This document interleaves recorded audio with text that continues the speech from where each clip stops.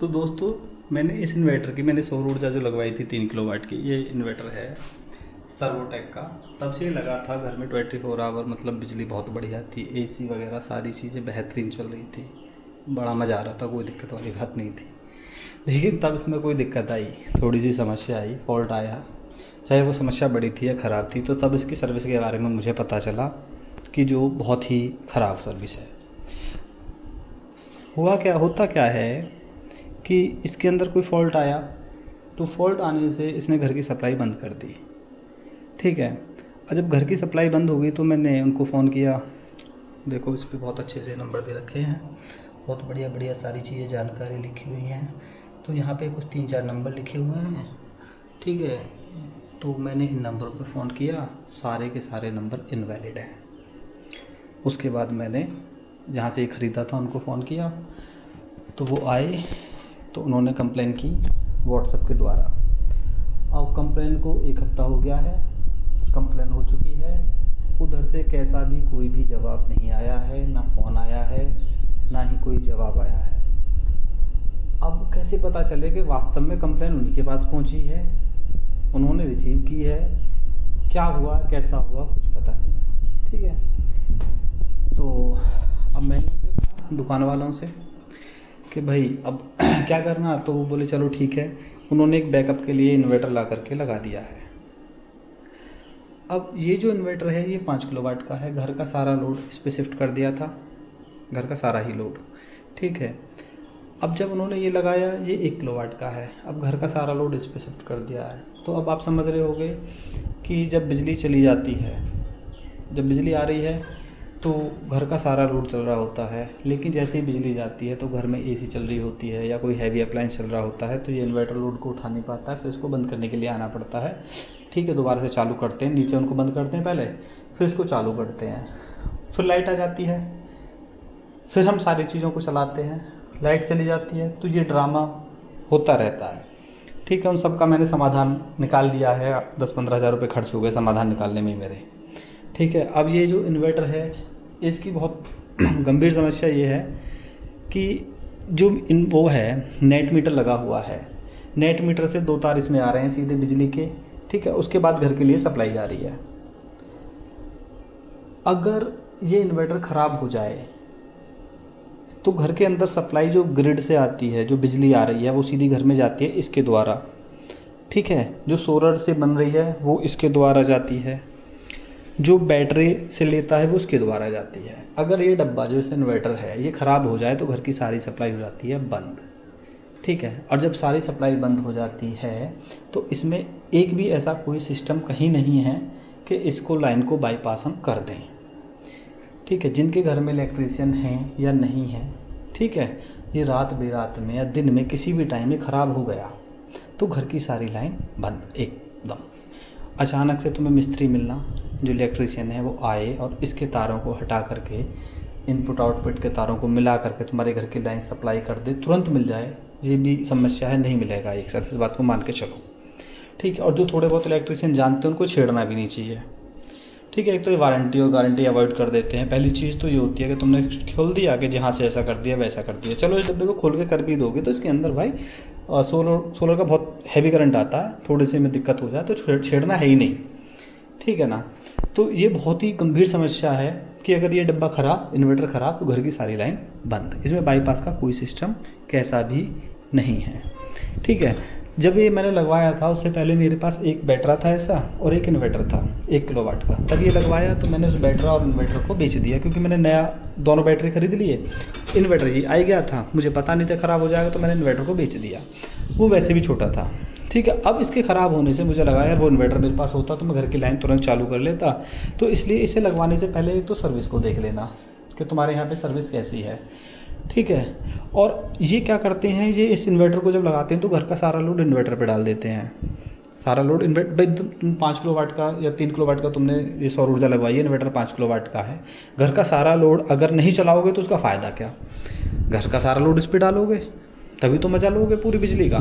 जब सारा घर का लोड इस पर डालोगे और ये ख़राब हो गया तो इसके लिए अगर बैकअप में तुम्हें कोई इन्वर्टर चाहिए तो वो भी कम से कम 3 किलोवाट का तो चाहिए, तभी तो घर का सारा लोड वापस चल पाएगा। अब तुमने छोटा इन्वर्टर इसकी जगह लगा दिया, जैसे कि उन्होंने मुझे बैकअप के लिए दे दिया, तो इस इन्वर्टर पे एसी नहीं चलने वाली, ठीक है ना, फ्रिज चलती है, पंखे चलते हैं, ठीक है। तो इस चीज़ को ध्यान में रखना है कि भाई इसको लगवा रहे हैं, सर्विस बढ़िया हो तो करवाना तुम्हारी तरफ, ठीक है। अदरवाइज़ जो लगाने वाला है कोई ठीक ठाक जान पहचान का तुम्हारे है तो उससे बोल देना भाई अगर ये ख़राब हो गया तो इसके बैकअप के लिए इन्वर्टर मुझे तुम्हें ही अरेंजमेंट कराना पड़ेगा और तुरंत करवाना पड़ेगा, ठीक है, या फिर तुम्हें ख़रीद के रखना पड़ेगा भाई खुद के लिए, ठीक है। दूसरी एक और बात है, इस इन्वर्टर से जो नेट मीटर है उसके तार डायरेक्ट जुड़े हुए होते हैं, तो जो ये हाइब्रिड इन्वर्टर है तो ये एक्स्ट्रा जितनी भी बिजली होती है उस सारी बिजली को ये एक्सपोर्ट कर देता है, सारी बिजली को करता है एक्सपोर्ट। तो एक्सपोर्ट करने के लिए क्या होता है, जब बिजली इतनी फालतू होती है उसको एक्सपोर्ट कर देता है। तो इसलिए इस इन्वर्टर के और उस जो मीटर है, नेट मीटर है, उसके बीच में स्टेबलाइज़र नहीं लगाना होता है। अगर स्टेबलाइज़र लगा दोगे तो एक्सपोर्ट अच्छे से या तो होगी ना या होगी ही नहीं, ठीक है। तो उसमें से स्टेबलाइज़र बिल्कुल नहीं लगाना है। अगर तुम्हारे घर पे बिजली, जैसे कि देखो मेरे यहाँ पे अभी देख लो, अभी आ रहे हैं 200 वोल्टेज, ये आउटपुट है 200, ठीक है। अगर मैं इनपुट की बात करता हूँ तो देख रहे हो ना, ये 170 या 80 है। अब 180 या 70 वोल्टेज जब तुम्हारे घर में आएंगे, जो मीटर जितने वोल्टेज निकाल रहा है वो जितना भी पीछे से बिजली आ रही है, ठीक है, मीटर से, वो इसमें आती है, ठीक है। जैसे ही बिजली आती है तो ये इन्वर्टर जो ग्रिड आ रहा है उसको सीधे घर पे सप्लाई करने लग जाता है, और जब बिजली चली जाती है तो ये खुद चलता है या सौर ऊर्जा से बिजली लेता है, तो ये 230 वोल्टेज फिक्स निकालता है। लेकिन बिजली आते ही ये ग्रिड से सप्लाई लेने लग जाता है, और ग्रिड में वोल्टेज आ रहे हैं मानो 170, जैसे मेरे यहाँ पे फिलहाल आई हो रहे हैं। अब क्या होगा कि तुम्हारे जो घर के पंखे हैं, ठीक है, या इस पर जो भी लोड चल रहा है, समरसेबल चलाओगे ठीक से नहीं चलेगा। अगर एसी पे अलग से स्टेबलाइजर नहीं लगा हुआ है तो वो अच्छे से कूलिंग नहीं देगी। तो इस इन्वर्टर के बाद में एक स्टेबलाइज़र लगाना होता है, ठीक है। अगर तुम्हारे घर में स्टेबलाइज़र बड़ा लग रहा है तो बात कर लेना, ये जो इसका जो मिस्त्री आया था वो तो मना कर गया था मेरे से लगाने के लिए कि इस पे मत लगाना। तो अब मैंने क्या करा, जब से ये ख़राब हुआ है ना तो मुझे करवाना पड़ा सही।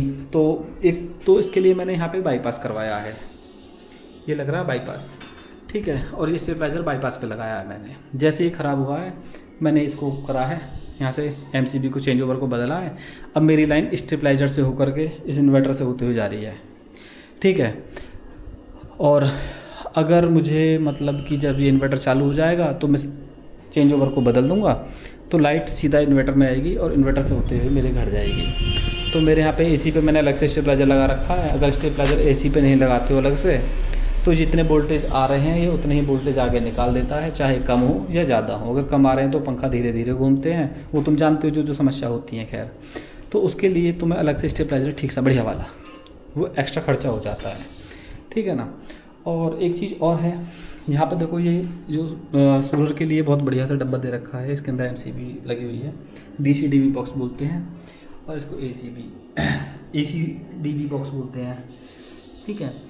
अब इसमें बहुत अच्छी दिक्कत है, दिक्कत ये देख रहे हो, ये खोलने पड़ते हैं, ये इसको खोलना पड़ता है। अब जिस दिन इसमें फॉल्ट हुआ, बाय द वे मैं इसी के पास बाहर छत पे घूम रहा था, सुबह सुबह के टाइम की बात है, ठीक है, वहीं सो रहा था मैं, घूम रहा था। तो इसके अंदर जब आवाज़ हुई, पटाखे सी की आवाज़ हुई, तो मैं इसे खोलने के लिए भागा कि चलो इसको बंद कर देता हूँ। तो इसमें चारों पेच अच्छे से कसे हुए थे, इनको खोलने में बहुत टाइम लगा, ठीक है। और फिर मैंने इसको खोला, ठीक है, इसको भी बहुत देर टाइम लगा, 4 दे रखे हैं, ठीक है। उसके बाद मैंने फिर भी इसमें बाद में भी आवाज़ सी हो रही थी, एक पटाखा था फिर भी फूटा, तो मैंने एक चाबी यहाँ पर रखी हुई थी, तो मैंने इसकी बैटरी के तार, कहने का मतलब मैंने इसकी सारी सप्लाई बंद कर दी। तो जो ये बॉक्स होते हैं ना, अगर कोई दूसरी तरीके के बॉक्स तुम्हारे यहाँ मिल जाए, कुछ ऐसे हो बॉक्स जो डायरेक्ट यहाँ से चटकनी सी खोलो फटाक से और ये खोलो बंद कर दो। और अगर ये चारों इसमें अच्छे से कस रहे हैं ना, ये कसे बहुत खूबसूरत लगते हैं, तो उनको पूरा मत कसना, इन तीनों को निकाल के रख देना, केवल एक पे टांगे रखना, ऐसे ही इसको। और ये जो इन्वर्टर के ऊपर जगह रखी है ना, ये यहाँ पे बढ़िया सा एक प्लास जिस पे बिजली ना उतरे, एक टेस्टर, ठीक है, और एक इन तारों को खोलने के मतलब की बिल्कुल फिक्स बढ़िया वाली चाबी, ठीक है, मतलब कहने का मतलब है 2-4 टूल बॉक्स जो इन सबको अचानक से खोल दें, यहाँ रखे रखो भाई, क्योंकि कभी भी कोई भी दिक्कत होगी तो तुम अचानक से कहाँ भागोगे बताओ। और इसमें फटफट होने लग जाती है। ये होता क्या है, कैपेसिटर पे चलता है, इसके अंदर ट्रांसफार्मर होता नहीं है। अब जब ट्रांसफार्मर नहीं होते, सारे होते हैं कैपेसिटर जो होते हैं पंखे में जो लगे होते हैं, कंडेंसर बोल देते हैं, सारा उस पर बेस होता है। अगर इसमें थोड़ी सी भी कोई कमी आ जाती है तो ये हमारे यहाँ तो रिपेयर होता ही नहीं है, कंपनी वाले भी इसको रिपेयर नहीं करते, वो सीधा इसको चेंज करने आते हैं, नया लगा देते हैं। अगर इसमें आग लग गई, बोल देते हैं अगर इसमें आग लग गई ना तो ये इन्वर्टर में नहीं लगी है, सीधी 40,000 में लगी है, ये 40-42 हज़ार का है शायद इन्वर्टर, तो ये तुम्हारी जेब से जाएगा अगर इसमें आग लग गई। अगर कंडेंसर फूक गए, ठीक है, फट गई, तो देखो चेंज करेंगे वो। अगर इसमें आग जल गई मानो, तो ये भी फूकेगा, ये भी फूकेगा, और जो आसपास कोई आइटम है वो भी फूकेंगे, तो वो सारा जीरो कर देंगे, क्लेम बिल्कुल नहीं देंगे कि जिसमें आग लग के फूका है जी, हमारी कोई कमी नहीं है। तो इसलिए इसके पास वो रखना पेचकस और ये मतलब बाकी चीज़ें जो उसमें कभी कुछ फॉल्ट हो तो बंद करके कतई रख दो, कहीं इसमें आग नहीं लग जाए साले में, पता लगती है कोई आग लग जाए साले में, ठीक है ना। तो ये सारी चीज़ों को मेरा बताने का मतलब ये था कि अगर तुम लगवा रहे हो तो इन सारी चीज़ों को थोड़ा सा उससे डिस्कस कर लेना, क्योंकि वो जो आते हैं ना लगाने वाले, तो वो केवल बताएंगे जी कितने का, बस इतने की तो सब्सिडी मिल जाएगी और इतना पैसा तुम्हें देना, काम हो जाएगा, तुम खुश, ठीक है। लेकिन उसके बाद थोड़े से और होते हैं। अगर घर की पूरी सप्लाई इस पर नहीं दे रहे हो, घर में क्या होता है, जैसे कि तुम्हारे घर में गीज़र भी होगा, ठीक है, और हो सकता 2 AC हो सकता और हैवी लोड हो, तो कुछ लोड तो इस पर रखना है। ये 5 किलोवाट का है, 3 किलोवाट तक बढ़िया चला रहा है मानो, तो एक AC इस पर रख देना है, एक समरसेबल रख देना है, इमरजेंसी में समरसेबल तो जरूर चलना है, ठीक है। और बाकी कुछ अप्लायंस फ्रिज वगैरह हैं, ऐसी सारी चीज़ें इस पर चलाओ। लेकिन जैसे कि तुम्हारे में ओवन है, गीज़र लगा हुआ है, या और प्रेस वगैरह के पॉइंट हैं, तो उसको अलग होता है। तो उसके लिए अगर कोशिश हो सके तो उसके लिए इस न्यूट्रल वायर है इसका और इसका फेस है, मतलब दोनों तार बिल्कुल सेपरेट ले जा करके उन पॉइंटों में डलवा देना, जिससे कि भविष्य में ऐसी अगर कोई दिक्कत हो, ठीक है, तो ज़्यादा तुम्हें मतलब समस्या का सामना ना करना पड़े। तो वो देखो खर्चा अलग से होता है। अभी मैंने यही सारी चीज़ें कराई हैं। एक तो देखो ये चेंज ओवर यहाँ पे लगवाया है, ये स्टेबलाइजर ऊपर सप्लाई करवाया है, और ये पहले नीचे लग रहा था तो मैं दूसरी मंजिल पर रहता हूँ, दूसरी मंजिल के ऊपर सीढ़ी पे आने के बाद तीसरी हो गई है। तो अब तो यहाँ तक के लिए पूरा वायर मैंने वहाँ से इस पर डलवाया है पूरा वायर, तो ये खर्चा अलग से हो गया। कम से कम कहने का मतलब ये है कि इसमें फ़िलहाल मेरे 8-10 हज़ार रुपये एक्स्ट्रा लग गए हैं, लेकिन मैंने लाइन सारी ओके करा दी है। अब यहाँ से मेरे घर में सारी लाइन जाती है, इससे भी जाएगी, इससे भी जाती है अलग, ठीक है। जब ये सही हो जाएगा तो वो भी इससे जाएगी, और घर में जितने मतलब हैवी पॉइंट हैं और अलग से गीज़र वगैरह के, उन सब के तार मैंने अलग से सेपरेट डलवाए हैं, तो उन सब का खर्चा आ गया अलग से, ठीक है। तो केवल उनकी बातों पे ये मत चले जाना कि अरे बस इतने का ही खर्चा होगा। इसी बात को देखते हुए तुम्हें बताते नहीं है कि इसमें बाईपास का कोई सिस्टम नहीं है कि तुम्हें बाईपास अलग से करवा लो। और उनके जो मिस्त्री होते हैं ना, वो बस काम चलाओ काम कर रहे हैं, क्योंकि वो होते क्या हैं, उनको मिलता है एक टेंडर एक तरीके से कि भाई तुम हाँ एक फिट करके आना, तो मैं सौर ऊर्जा लगा के आनी है, तुम्हें इतने रुपए मिल जाएंगे, तो सौर ऊर्जा ही लगा के जाते हैं।